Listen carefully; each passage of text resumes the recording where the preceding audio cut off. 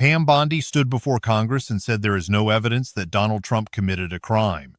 Not unclear, not disputed, she said none exists. That is the claim. But here's the problem. The department she runs already had documents that say the exact opposite. FBI interviews, internal reports, material serious enough to be shown to prosecutors. And at the same time, pages tied to those interviews quietly disappeared from the public record. Think about that. Evidence exists inside the system, while the system tells you it does not exist. And this is where it breaks, because this is no longer about what is true, it is about what is allowed to be seen. Then a congressman, Dan Goldman, walks onto the House floor with something the public was never supposed to fully see. Unredacted material. No black bars, no missing pages, just the raw record. So now the question is no longer, is there evidence? The question is, why did it have to be hidden in the first place? Watch this clip carefully, then we break down exactly what they did not want you to notice. Mr. Speaker, I rise today to discuss this administration's massive cover-up of the Epstein files in order to conceal President Trump's involvement.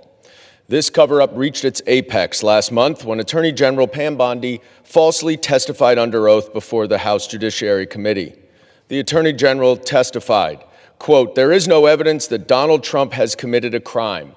Everyone knows that," unquote. This is a lie. In the 3 million or so documents that the DOJ has disclosed to Congress under the Epstein Files Transparency Act, there is credible evidence that Donald Trump committed a crime. And that, of course, excludes the nearly 3 million pages that the DOJ is refusing to turn over. Donald Trump is mentioned thousands of times in the Epstein files. There are multiple allegations that he sexually assaulted young girls. But I want to focus on one victim's allegations that the FBI unquestionably found to be credible. The DOJ tried to hide reports of 3 of the 4 interviews that this victim gave to the FBI, but pressure from the media and Congress forced them to disclose them. And now we know why. She credibly accuses Donald Trump of sexually assaulting her when she was between 13 and 15. In each of her interviews, this victim recited the same account of her interaction with Donald Trump. On August 7th, 2019, she explained that she was between 13 and 15 when she was left alone with Donald Trump, who, quote, mentioned something to the effect of, "Let me teach you how little girls are supposed to be." Trump unzipped his pants and put her head down, quote, down to his penis, bit the S out of it. Trump struck the victim and said words to the effect of, "Get this little B the hell out of here." The victim advised that she bit Trump's penis because he disgusted her.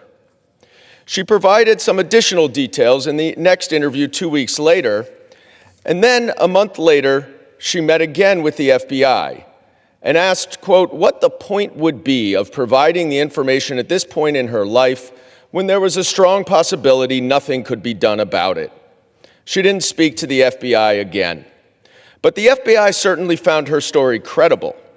In a 21-page PowerPoint presentation that the FBI made to prosecutors, they included this victim's testimony. They would not have done so if they did not find the evidence credible, which means that Attorney General Bondi lied when she stated under oath that there is no evidence that Donald Trump committed a crime. But we're just scratching the surface, because the Epstein files also reveal that Donald Trump has made false statements over the past quarter century about Jeffrey Epstein. We know in 2002 he called him a terrific guy and said, quote, "It is even said that he likes beautiful women as much as I do, and many of them are on the younger side."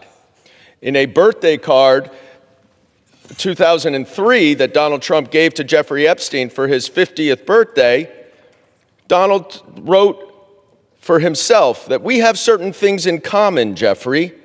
Enigmas never aged. Have you noticed that? A pal is a wonderful thing. Happy birthday. And may every day be another wonderful secret. But in that same year, Palm Beach County opened an investigation into Epstein that eventually was turned over to the FBI. The investigation became public in 2006, and the Palm Beach County police chief received a call quickly after from Donald Trump, where Trump told him, "Thank goodness you're stopping him. Everyone has known he's been doing this." What innocent person calls the police chief about an investigation upon just learning about it? The recent documents also show that Jeffrey Epstein emailed Ghislaine Maxwell and said, quote, "I want you to realize that the dog that hasn't barked is Trump. Redacted victim spent hours at my house with him. He has never once been mentioned." Trump also denied that he ever went on Epstein's plane. But of course, the Southern District of New York said that he was on his plane 8 times, often with young women. The reason why this matters is because we don't have half of the Epstein files. And if the Attorney General is covering this up in such a degree that she is redacting things from Congress, that she then, redacting things from the public that she then shows to Congress, what else is she covering up? And I would just show that this document here was redacted to the public, it was unredacted to Congress, and it completely disputes everything that Donald Trump has said about Jeffrey Epstein, about what he knew about the allegations, about his disgusting behavior, about whether he'd ever been to Epstein's house, saying, "I may have been there with my wife." Asked if any young girls were there. No.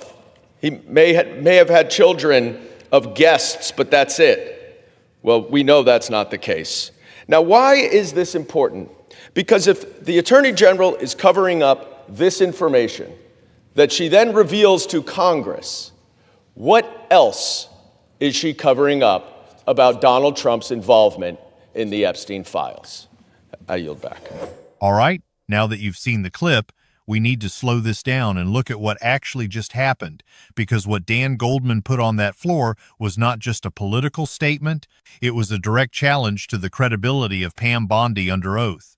And that is a very serious line to cross.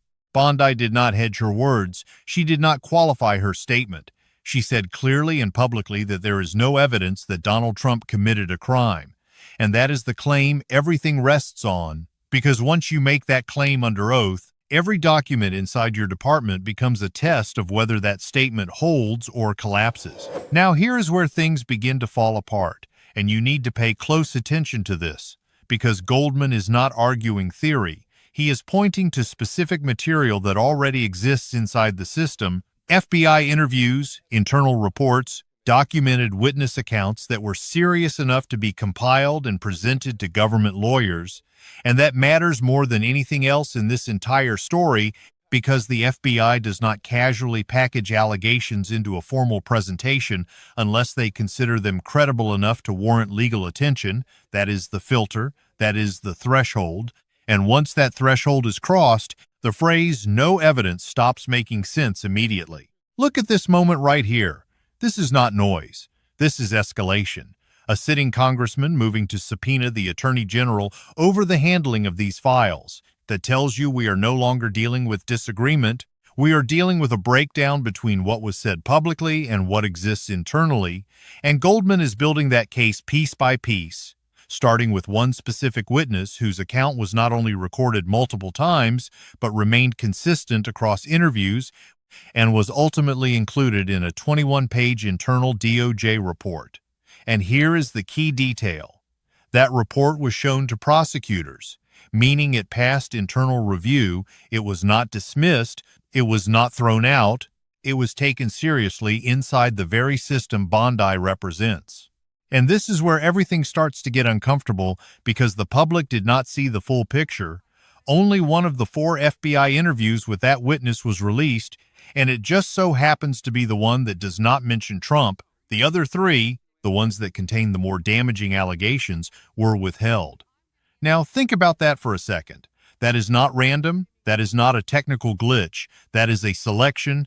The version of reality presented to the public was filtered before it ever reached you, and that alone already puts pressure on Bondi's statement because you cannot claim there is no evidence while simultaneously controlling which pieces of evidence are visible.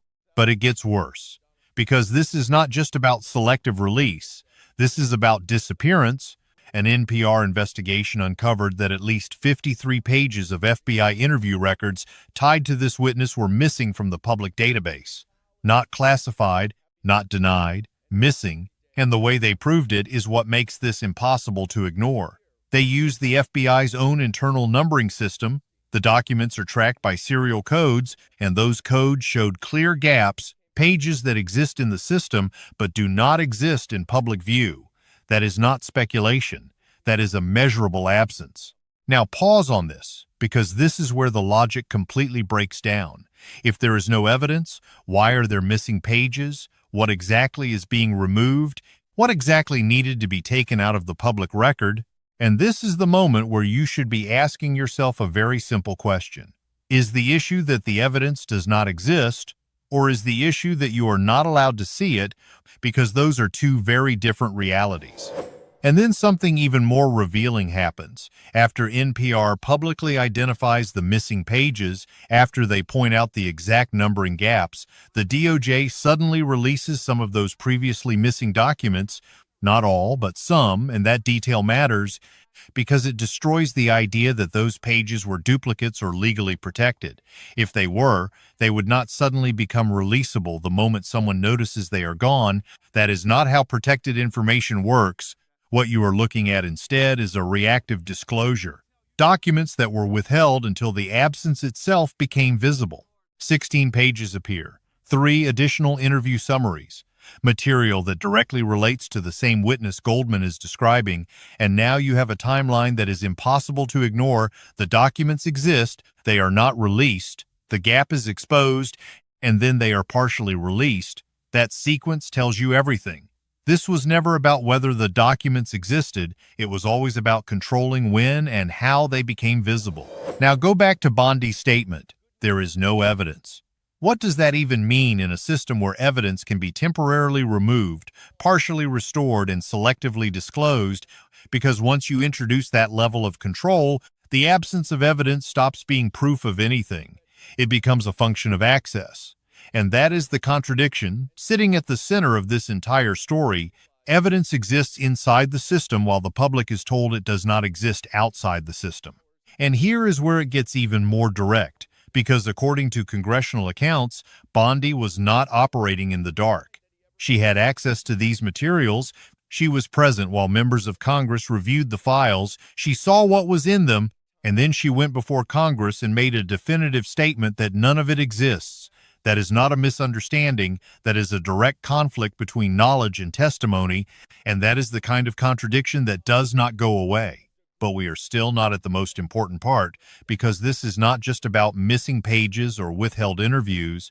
This is about two different versions of reality being created at the same time, one for Congress and one for the public. Goldman points out that documents shown to Congress were unredacted, full visibility, while the same documents shown to the public were heavily redacted, blacked out, stripped of identifying details. That means the information is not being hidden universally, it is being distributed selectively. That right there is the consequence of that system. Once you create two versions of the same document, you are no longer releasing information. You are managing perception. You are deciding who gets to see what, and more importantly, who does not. And that is a completely different function than transparency. That is narrative control. Now step back and look at the scale of what we are dealing with. Trump's name appears tens of thousands of times across the released files. And at the same time, the DOJ is still withholding tens of thousands more documents for further review. So when you hear the phrase "no evidence," understand what that requires. It requires ignoring what has already been released. It requires ignoring what was temporarily hidden, and it requires preemptively dismissing what has not yet been disclosed. That is not an evidentiary conclusion. That is a predetermined position. And this is where we move beyond a simple cover-up, because a traditional cover-up hides everything. What you are looking at here is something more controlled, more precise. Information is not fully suppressed. It is released in layers, enough to claim transparency, not enough to disrupt the narrative. That is why one interview is public, while 3 are withheld. That is why pages disappear and then reappear. That is why Congress sees one version and the public sees another. This is not random behavior. This is a pattern. And patterns point to intent. Because if the goal were transparency, the system would behave consistently. It would release everything at once, with clear explanations. Instead, what you see is selective exposure, reactive disclosure, and controlled access. And that combination leads to one conclusion. This is not about protecting the integrity of an investigation. This is about protecting the outcome of a narrative. And now you have to ask the question that sits underneath all of this. Who benefits from that control? Because it is not the public, it is not the victims whose accounts were delayed and filtered. The only people who benefit from selective transparency are the ones whose names require that level of management. And that is exactly the point Goldman is driving toward, not just that the files exist, but that the way they are being handled reveals what they contain. So when you bring this back to the original claim, there is no evidence. That statement does not collapse because of opinion or politics. It collapses because of structure, because once you have evidence inside internal reports, evidence inside withheld interviews, evidence inside documents that were removed and then restored, you no longer have a lack of evidence, you have a controlled flow of it, and that is the distinction that changes everything. This is no longer a question of whether something exists. It is a question of whether you are allowed to see it, and once you understand that, the entire defense shifts. It is no longer there is nothing there. It becomes you cannot prove what we have not shown you. And with tens of thousands of files still out of reach, that is the only position left standing. If you found this breakdown useful, subscribe for more forensic analysis.